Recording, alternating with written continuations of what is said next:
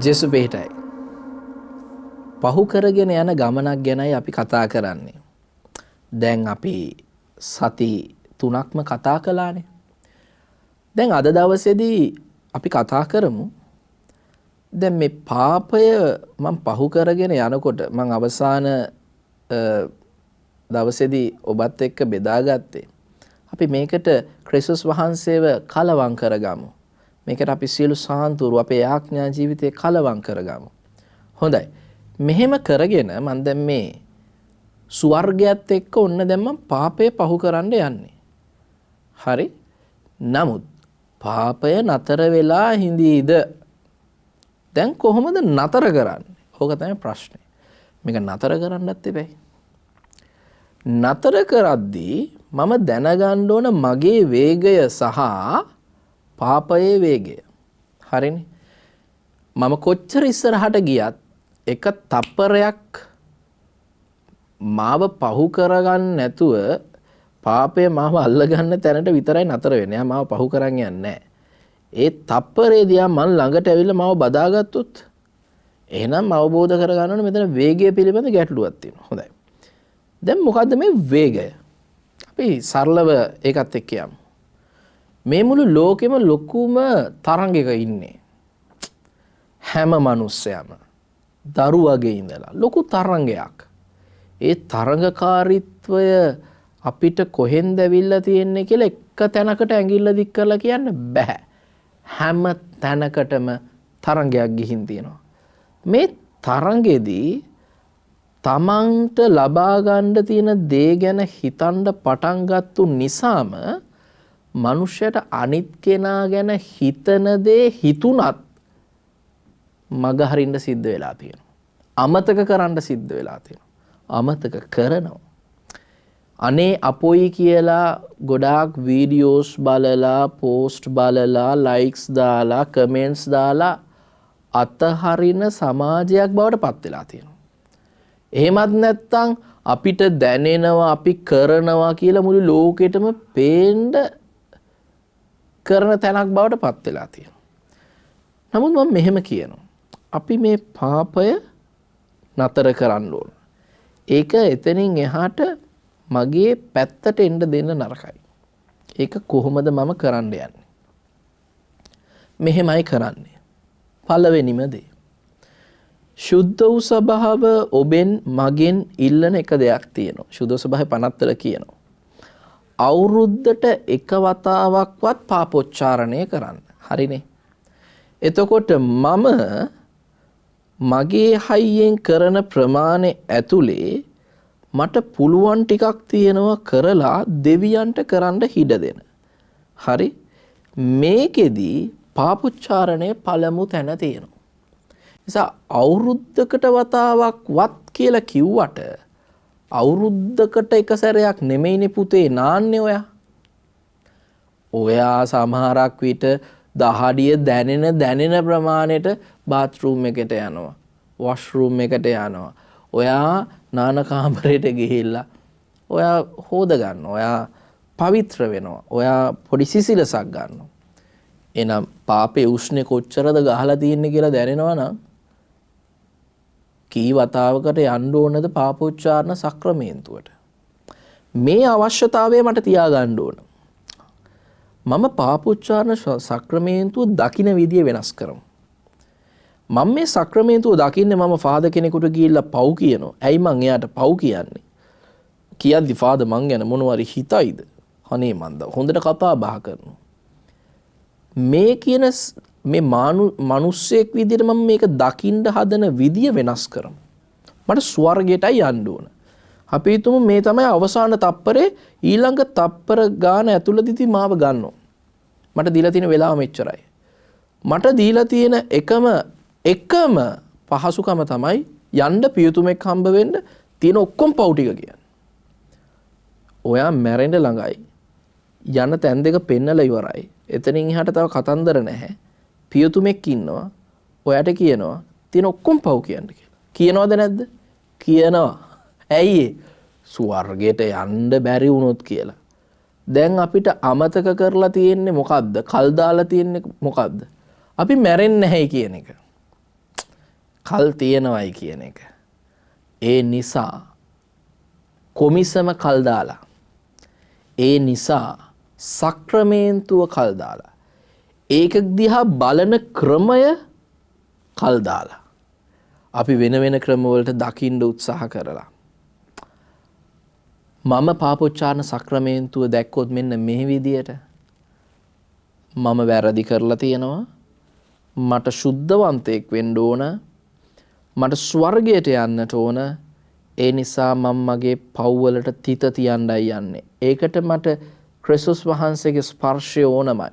ඒ ස්පර්ශය දෙන්න පියතුමෙක් ඉදිරියට ගිහිල්ලා මම අවංක සිතින් පැහැදිලිව බොහොම සරල විදියට මගේ පාප ටික මම කියනවා.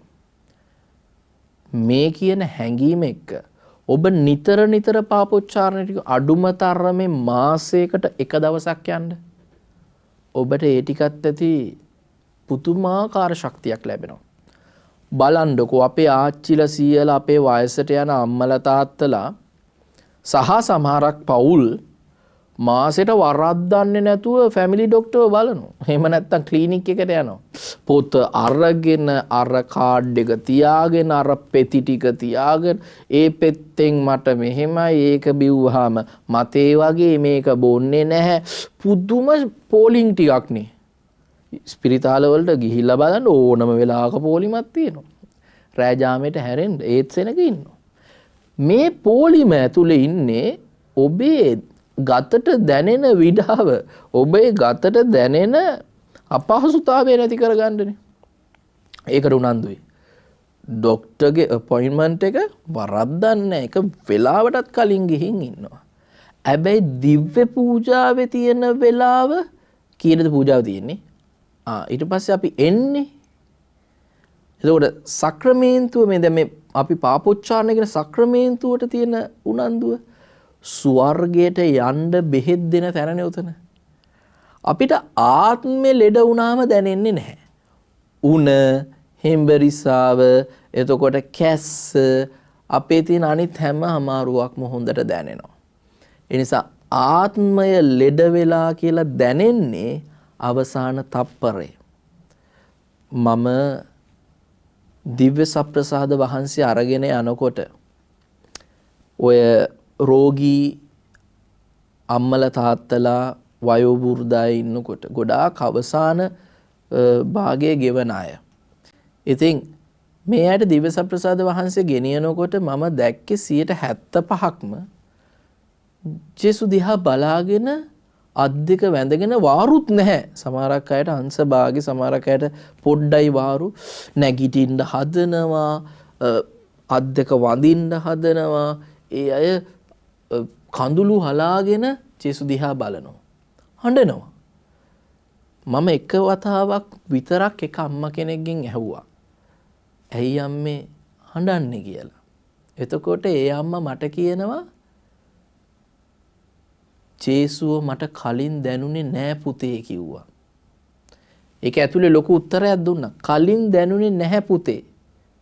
මම ඇඳට වැටිලා වහලේ උළු ටික දකින්නකොට, ඒව ගැන ඉන්න වෙනකොට, පරාල රීප්ප ගැන ඉන්න වෙනකොට, සිවිලිම බල ඉන්න වෙනකොට, කාමර වටේ තියෙන අල්මාරියයි තියෙන වීදුරුවයි තියෙන දේවල් විතරක් දකින්නකොට, මම එක තැන වෙනකොට මට වැසිකිළියට යන්නත් වාරුව නැති වෙනකොට, මගේ වෙලාව ලං වෙනකොට, මං ජේසුගේ යන්න ඉන්න තැන දිහා බලාගෙන ඒකට උනන්දුව වැඩි කරගන්න හදන ඒ උත්සාහය පුදුම තෙහෙට්ටුවක්, මානසික තෙහෙට්ටුවක්. ඒ වෙනකන් කොහෙද හිටියේ? ඕන තැන්වල ඇවිද්දා, ඕන කරන දේවල් ලැබුණා, ඕන තරම් කියවන්න පුළුවන්, කාලය තිබ්බා, සතුට තිබ්බා, මට දේවල් කරන්න පුළුවන් කියලා හිතුවා. මට මං වෙනුවෙන් දෙයක් කරගන්න බැහැයි කියලා දැනෙන අවසාන තප්පරේ වෙනකන් ඉන්න ඕනද? හඬන්න, වැළපෙන්න, ලත වෙන්න, ජේසු ළඟට ලං වෙන්න? නැහැ. ඒ නිසා මම මේ කතා කරන්නේ පල්ලි යන්නේ නැති කියන කාරණාව නෙමෙයි. පල්ලි ගියත් ඔබ අතරමං. පල්ලි ගියත් ඔබ අතරමං. පාපේ නතර කරන්නේ කොහොමද? පල්ලියට ඔයත් එනවා. පල්ලියට බල්ලොත් එනවා. පල්ලියට කාක්කෝ එනවා, පරයි එනවා, සුපූසෝ එනවා, මීයෝ එනවා, ඔක්කොම එනවා. ඔයත් එනවා. ඔයත් එනවා. හැබැයි මම මාව මෙනෙහි කරගෙන ක්‍රිස්තුස් වහන්සේගේ ශක්තිය තුල මං යන ගමනේ අපවිත්‍රතෙන් නතර කරන්න ඕනේ කියන හැඟීම බල්ලන්ට, පූසන්ට, මීයන්ට, කාක්කන්ට, පරවියන්ට තේරෙන්නේ නැහැ. ඔයාට තේරෙනවා. ඒ නිසා සප්‍රසාද වහන්සේ ලබාගෙන යන්නේ. ඇයි නතර කරගන්න එක බැරි වුනේ? ඇයි කල් දැම්මේ? වේගය අඩු කරලානේ. හැම දෙයකටම වේගවත් වෙලා. පාසලට වේගවත්, රැකියාවට වේගවත්, දවසේ බස් එකට වේගවත්, ඔයාට කරගන්න තියෙන වැඩවලට වේගවත්, අධ්‍යාපන විභාගය ඇතුලේ වේගවත්, ඔයාට තියෙන හැකියාවන් ඇතුලේ වේගවත්, ඔයාට තියෙන හැම දෙයක්ම ඇතුලේම වේගවත්. ස්ලෝ වෙලා තියෙන්නේ ස්වර්ගයට යන පාරේ ගමන විතරයි. ඔය වේගෙ වැඩි කරගත්තොත් පාපයට ඔයාව අල්ලන්නවත් බෑ. ඔයාගේ වලිගෙවත් අල්ලන්න බෑ. මේක කරන්නේ කොහොමද?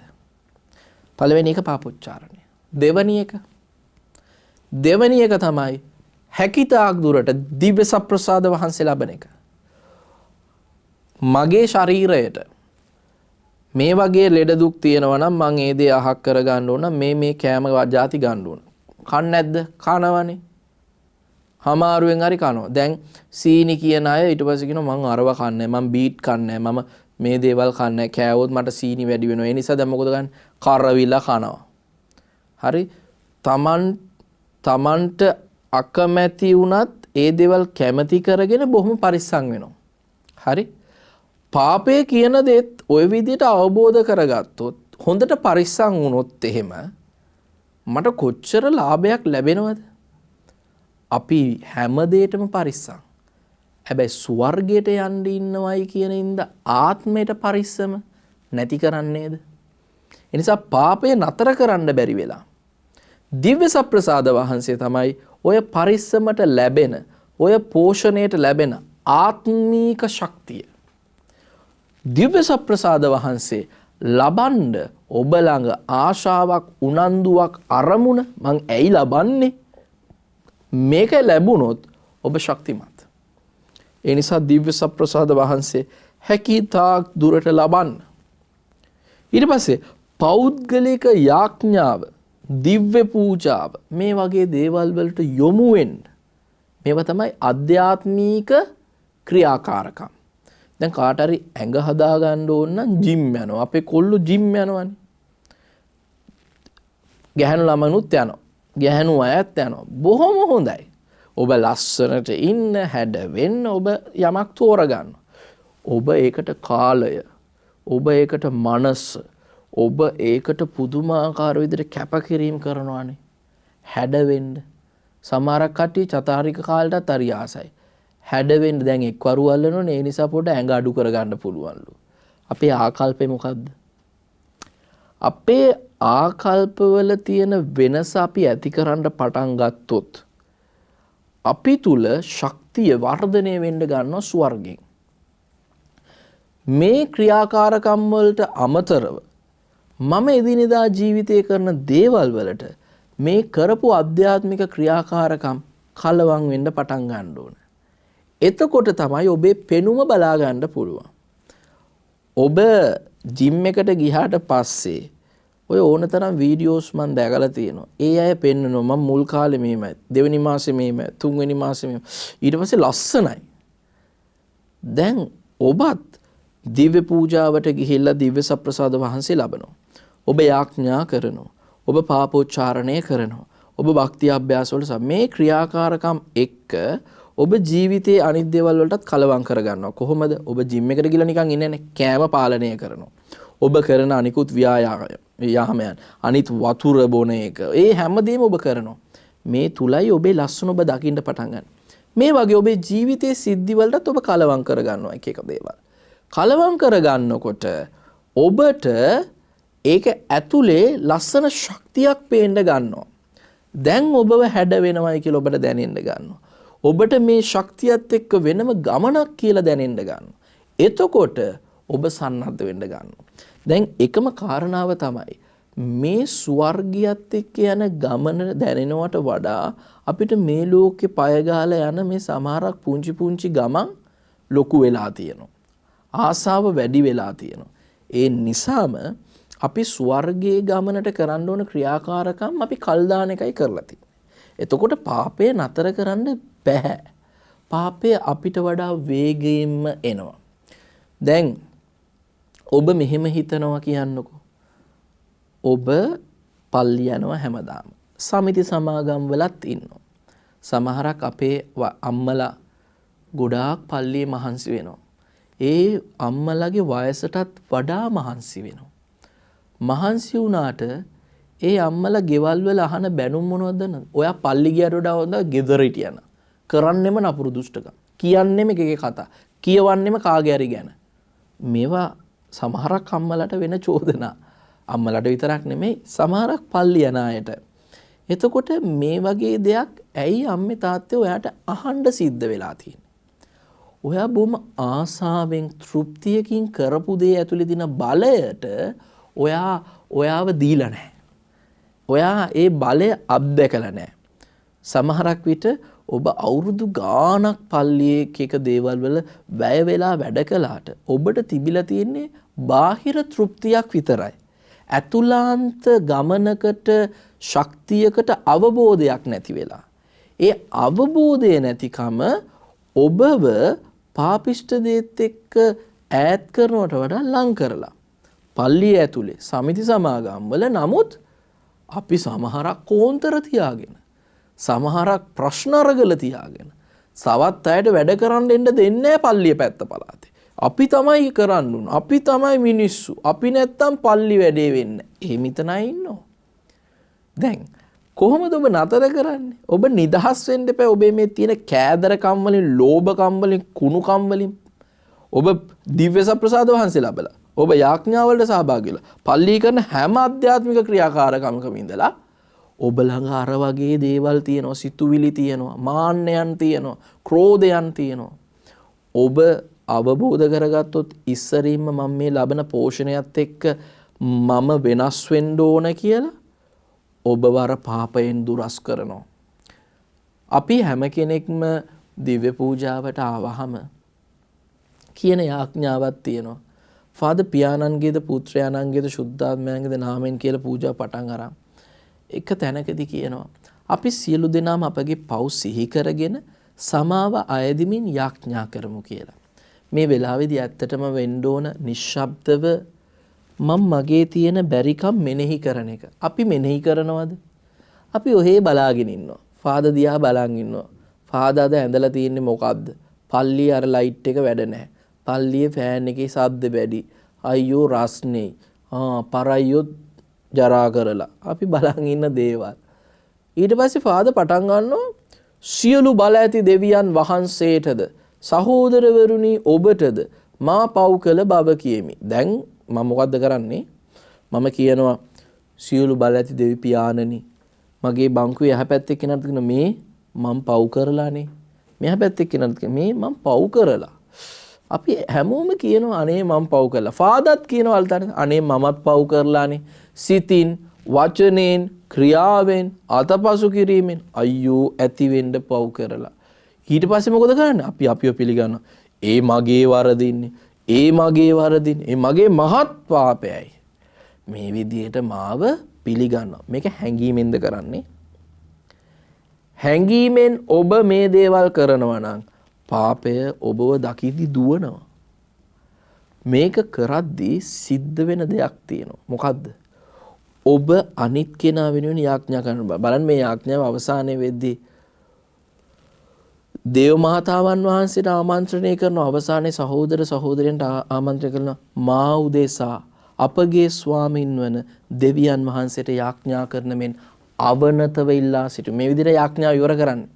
ඒ නිසා අපි උතුමාගෙන සියලු බලති දෙවියන් වහන්සේ ඔබේ පව්කමා කර සදා ජීවනයට ඔබ පමුණුවන සේක්වා. ඇයි මම මාව පිළි අරගෙන මගේ සහෝදරයාගෙන් ඉල්ලනවා අනේ මං වෙනුවෙන් යාඥා කරන්නයි කියලා.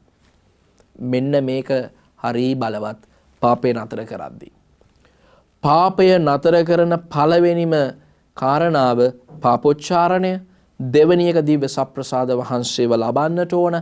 මේ පෝෂණයත් එක්ක මම දෙන තුන්වෙනි කාරණාව තමයි ඔබ අනිත් කෙනා වෙනුවෙනුත් යාඥා කරන්න.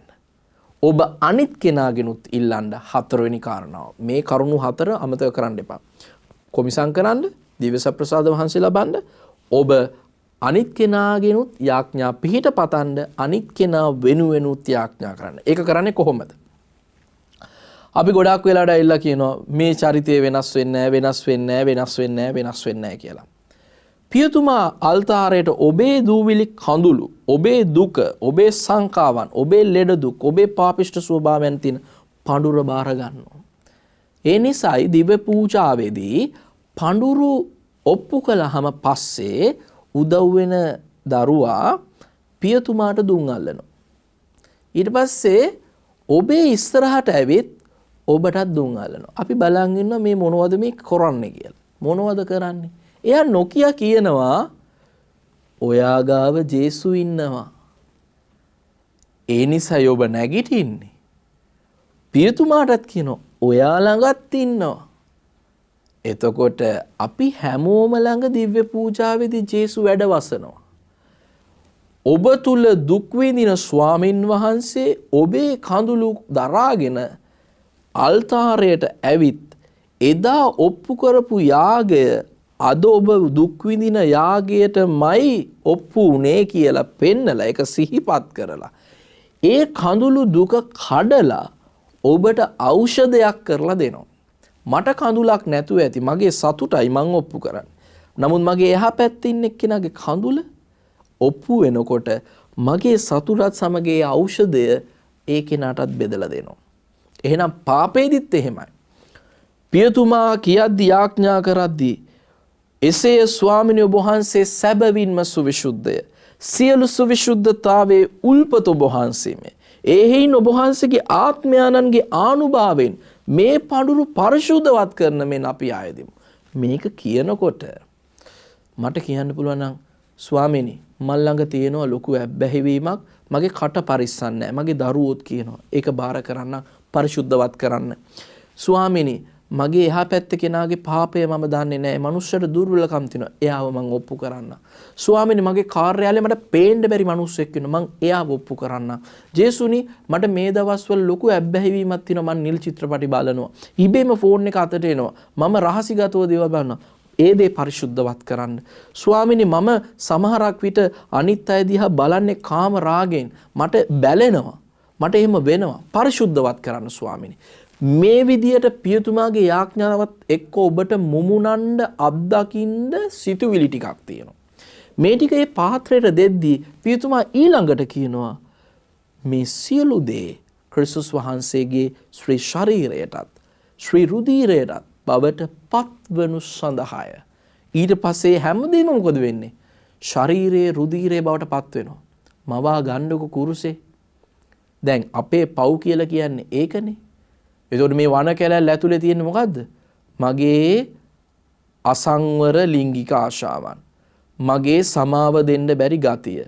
මමත් නොදන්න මගේ අල්ලපු කෙනා අල්ලපු බංකුවේ මගේ අල්ලපු ගෙදර මගේ එහා පැත්තේ ඉන්න කෙනාගේ තියෙන දුක. මගේ කඳුළු. මේ හැමදේම තමයි ක්‍රිස්තු චරිතය. දැන් ඒක කැඩෙන්නයි යන්නේ අල්තාරේ. කඩලා ඔන්න දෙනවා. ක්‍රිස්තුස් වහන්සේගේ ශ්‍රී ශරීරයයි. ඒ කියන්නේ ගැලවීම දායක භෝජනයයි. මේ වළඳන තැනැත්තේ මරුණත් ජීවත් වෙනවා. මාව අදහන තැනැත්තේ මාව මාර්ගය, මාව සත්‍ය, මාව ජීවනය කරගන්න තැනැත්තේ ස්වර්ගයට යනවා. එහෙනම් ආමෙන්. ඒ ඔබ වහන්සේමයි. එන්න මා තුළට. එතකොට කොච්චරවත් ගීතිකාවල හිඩ දෙන්නන් සමිඳුනි මගේ හදේ ජනිත කරන්න කුටියක් ඔබට ආදරේ ඕවා කිව්වට ඔය බොරුව සත්‍යයක් බවට පත් වෙන්නේ ඔය විදියට දිව්‍ය සප්‍රසාද වහන්සේ ලැබුවොත්. එහෙනම් මන් දැන් මේ පහු කරන් යන ගමනේ ඔබව අදගෙන ආවේ අපි ස්වර්ගයත් එක්ක සම්බන්ධ වෙලා ඉන්නේ බාගෙට. ඒකට කල් දීලා. කල් දෙන්න එපා. දැන්ම බැඳෙන්න. දැන්ම ඇතුල් කරගන්න. දැන්ම ශක්තිමත් වෙන්න. එතකොට පාපයේ වේගයට වඩා ඔබ වේගවත් වෙනවා. කාමදායකවත් පාපය නතර කරලා තියන්න බෑ හැමෝම නතර කරනකම්. හැමෝම නතර කරන්න කලින් ඔබ වේගය වැඩි කරන්න. එතකොට පාපයේ වේගයට වඩා ඔබ වේගවත් වෙනකොට පාපයට හති වැටෙනවා ඔබත් එක්ක දුවලා. එහෙනම් අපි වේගෙන් මේ හන්දිය පව කරමු.